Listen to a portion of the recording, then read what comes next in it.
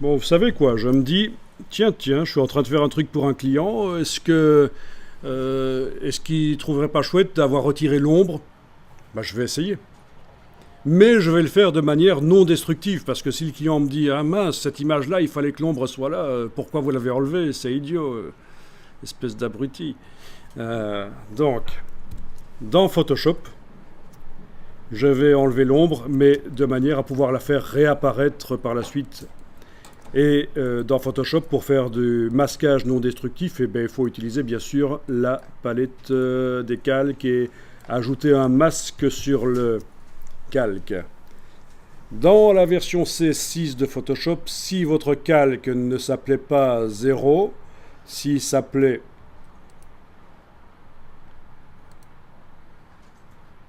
arrière-plan, vous ne pourriez pas ajouter un masque sur lui. Calque, masque de fusion, inaccessible.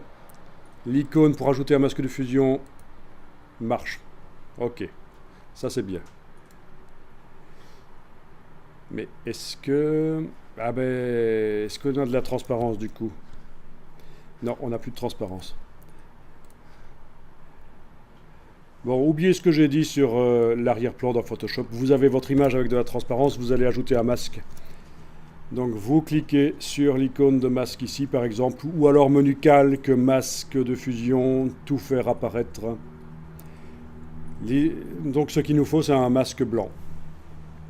On est en train de travailler sur le masque, c'est lui qui est encadré. Vous prenez le pinceau normal,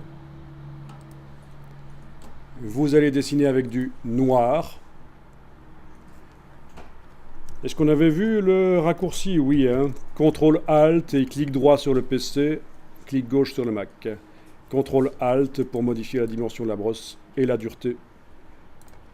Voilà, il suffit que je passe en noir, je dessine en noir dans le masque. Hein, pinceau noir. Et ça masque ce que je veux masquer.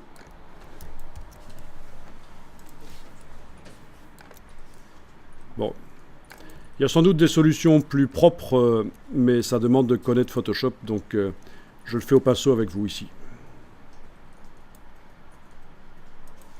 J'aurais pu utiliser plage de couleurs et faire une sélection, parce que le sol a vraiment une couleur différente du reste, mais c'est pas une formation Photoshop, donc je le fais la méthode qui fonctionnera à chaque fois, le masque de fusion et le pinceau. Si jamais vous débordez sur ce qui ne doit pas être masqué comme ça, soit vous faites évidemment un CTRL Z. Vous avez fait plusieurs fois des crasses. CTRL ALT Z pour aller plusieurs fois en arrière. Ou alors, vous dessinez en blanc. Donc ce sera la touche X pour inverser les cases noir et blanc de la palette des outils. Et quand vous dessinez en blanc, ça fait réapparaître. Touche X à nouveau. Je redessine à nouveau en noir pour masquer. Bon, s'il y a une partie qui disparaît, c'est pas grave. Hein. Personne ne connaît le dessin original. Là, ah si, peut-être le client. Donc là, c'est quand même ennuyeux.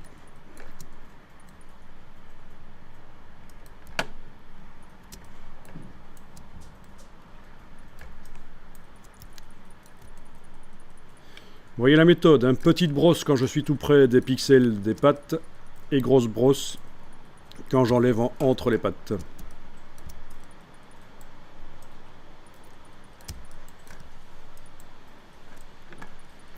Donc les pixels n'ont pas été effacés, ils ont juste été enlevés de l'image. Ils sont toujours là, les pixels de l'ombre sur le sol. On les voit. Avec la touche majuscule, quand on clique sur le masque, il est désactivé et les pixels du sol réapparaissent.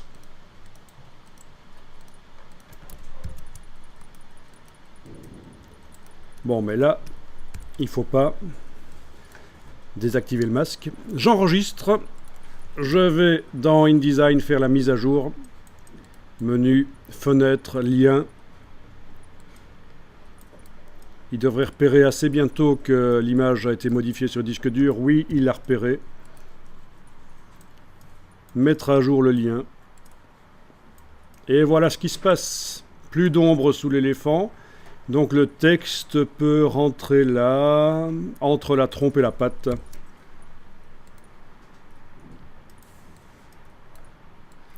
Si je faisais l'image un peu plus grande, ce serait encore pire. Outil de transformation manuelle. Voilà.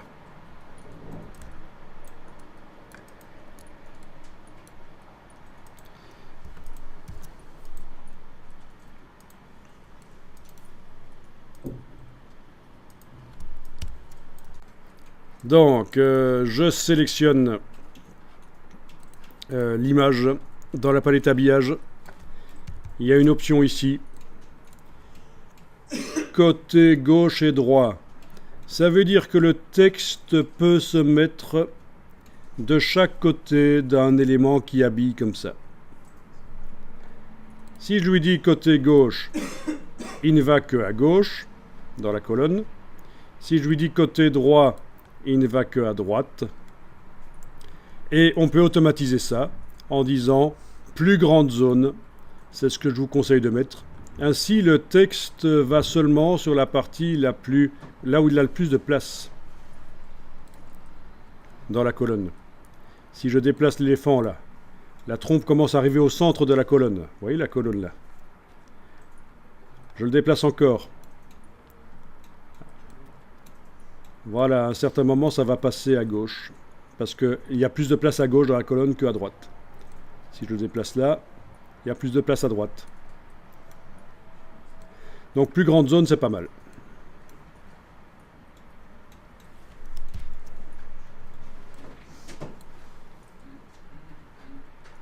Ici, habiller la plus grande zone.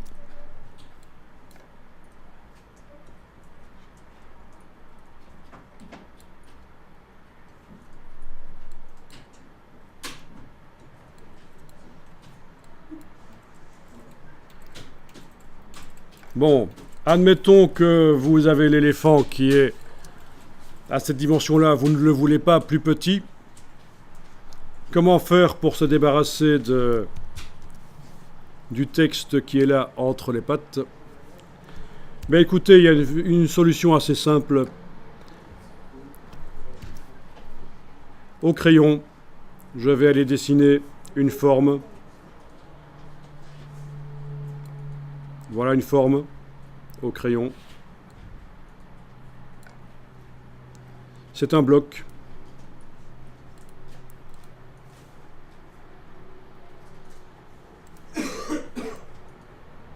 Où est-il?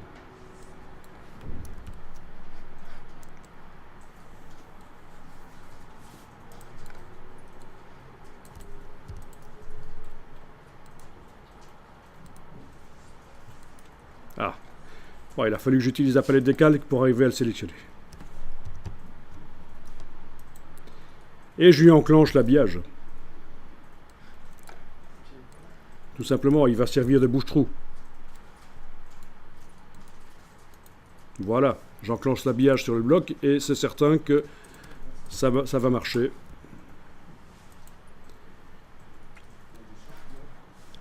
Si je veux pouvoir déplacer l'éléphant et le bloc en question, je vais devoir les grouper. Sélectionner le bloc, sélectionner l'éléphant avec la touche majuscule. Objet associé, c'est ce qu'on a fait précédemment, les groupes. On obtient un groupe avec le pointillé spécifique des groupes. Et voilà, quand je déplace les deux, ça va marcher. On n'aura jamais le texte entre les pattes de l'éléphant parce que on a un bloc. Waouh! Transformation manuelle.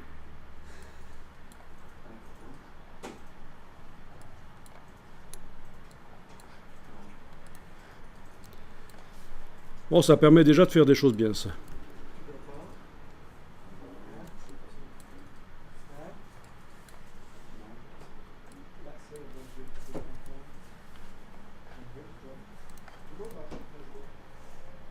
Voilà.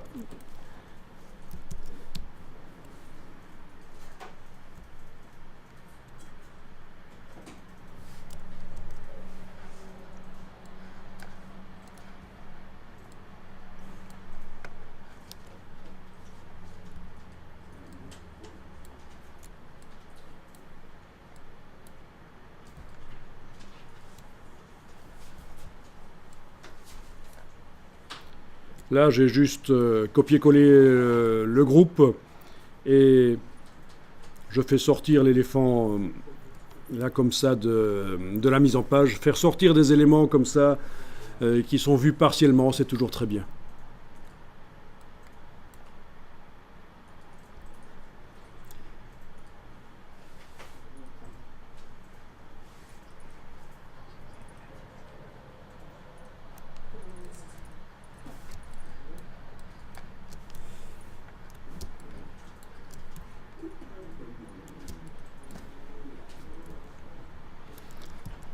Le fait que ce soit un fichier Photoshop me permet d'aller mettre un calque de réglage dans Photoshop. Teinte saturation par exemple. Cocher redéfinir pour pouvoir coloriser. Changer la couleur.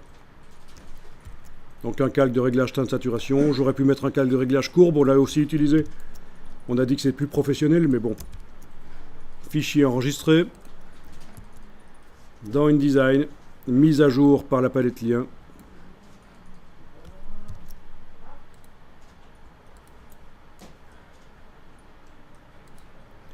Voilà.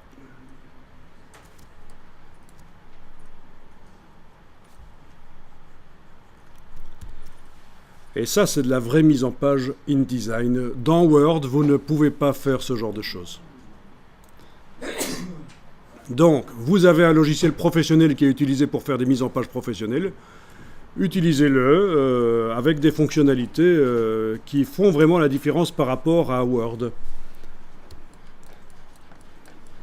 Et l'habillage, c'est vraiment une des choses qui fait la différence.